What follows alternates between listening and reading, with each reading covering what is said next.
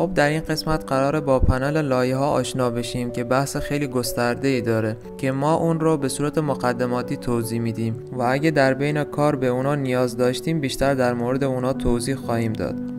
به این قسمت یا پنجره لایرز یا لایه ها میگن که ما میتونیم اون رو با زدن F7 فعال کنیم. در کل هر پنجره ای رو که نیاز داشتید یا در حین آموزش دیدید من از اونها استفاده میکنم و شما اونا رو ندارید، میتونید از قسمت تب ویندو اونا رو فعال کنید یا کلید میانبر اونا رو فشار بدید تا فعال بشه. خیلی خوب. به طور پیش فرض وقتی ما یک سند میسازیم، فتوشاپ یک لایه به اسم بک‌گراند برای ما ایجاد میکنه. در کل لایه در فتوشاپ مثل ورقهای یک کاغذ میمونه، یعنی وقتی داریم یک صفحه رو مطالعه میکنیم صفحه های زیر اون رو نمیبینیم مگر اینکه اون صفحه بالایی کوچکتر از صفحه پایینی باشه یا اینکه اون صفحه رویی رو برش بدیم تا پایینی رو ببینیم. در کل قسمت لایه ها مثل میز کار ماست که از بالا داریم به اون نگاه میکنیم و هر کاری رو انجام بدیم از بالا میتونیم اون رو ببینیم. اولویت نمایش لایه ها هم آخرین لایه‌ای هست که ایجاد کردیم یا همون ورق کاغذی که روی بقیه ورق ها هست. خب اول بذارید یه چند تا تصویر رو به فتوشاپ وارد کنم که بهتر این موضوع رو متوجه بشید. برای وارد کردن یه چیزی به فتوشاپ هم کلید ترکیبی کنترل او رو میزنیم یا از قسمت تب فایل و اوپن رو انتخاب میکنیم که در این قسمت هر چند تا که خواستیم علامت میزنیم و اوپن رو فشار میدیم که هر کدوم از عکس ها رو در یک صفحه جدا وارد میکنه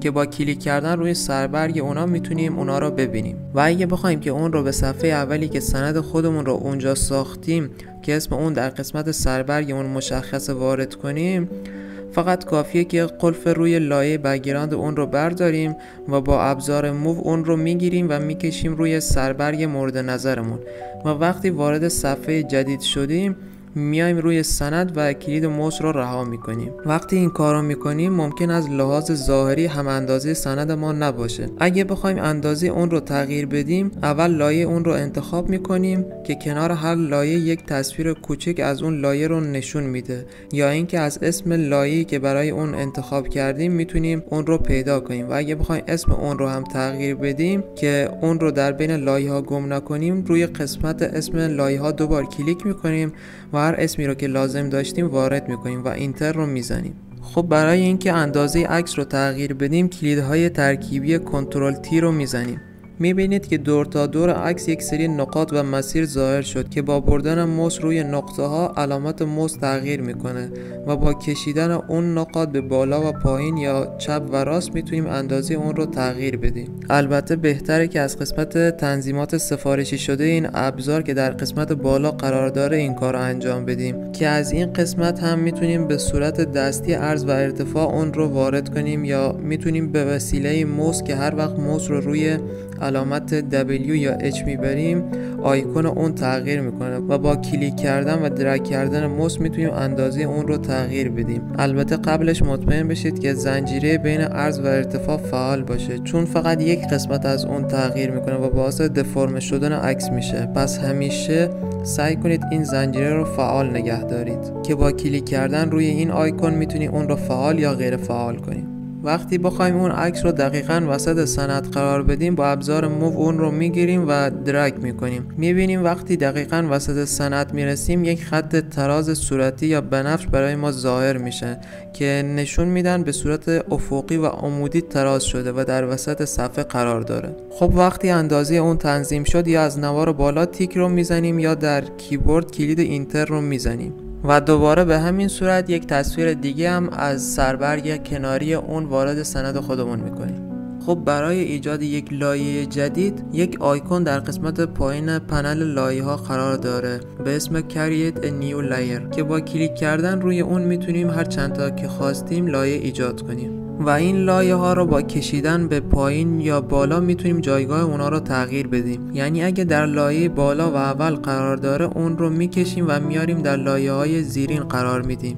سعی کنید هر مرحله ای رو که در فتوشاپ میخواید انجام بدید در یک لایه جدید باشه، چون اگه یه وقتی در یکی از مراحل کارتون دچار مشکل شدید فقط همون لایه رو حذف کنید یا ویرایش کنید. برای حذف لایه ها هم میتونید با کلید دیلیت اونا رو حذف کنید و با زدن کنترل جی از اونا کپی بگیرید که این یکی خیلی در کارمون ازش استفاده میکنیم. خب من لایه کپی رو با زدن کلید دیلیت حذف میکنم چون نیازی بهش ندارم. ما در اینجا یک گزینه داریم به اسم اوپاسیتی که میتونیم وضوح لایه هامون رو کم یا زیاد کنیم که وقتی اون رو کم میکنیم میتونیم لایه های پایینی اون رو هم ببینیم. در کنار اون یک گزینه داریم به نام بلندینگ مود که وظیفه ترکیب لایه های بالا رو بر لایه پایین داره که این قسمت هم توضیح تخصصی داره که در حین کار با اون بیشتر آشنا میشیم.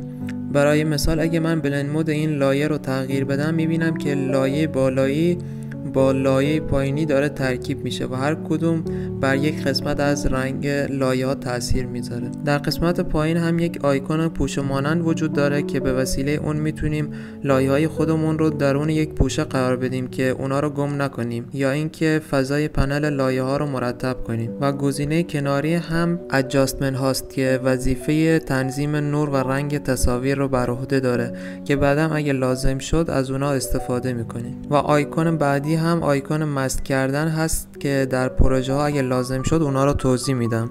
این یک توضیح کلی از قسمت هایی که ممکن بود از اونا استفاده کنیم بود. در جلسه بعد دیگه وارد انجام پروژه ها میشیم.